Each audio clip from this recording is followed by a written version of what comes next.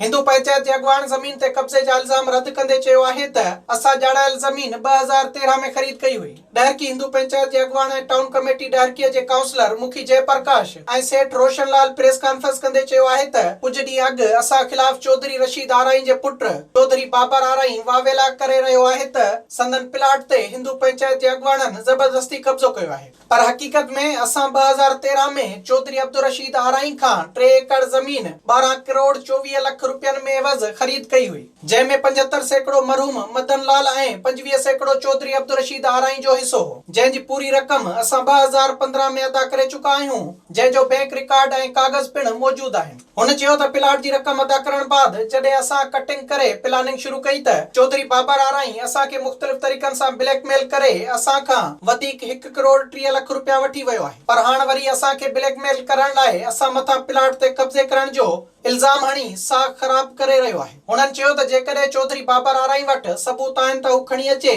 असांखे कूड़ो साबित करे त असां प्लाट जी मालिकी छॾण लाइ तयार आहियूं। विज़िट कयो अवामी आवाज़ मीडिया ग्रुप जी वेबसाइट awamiawaz.pk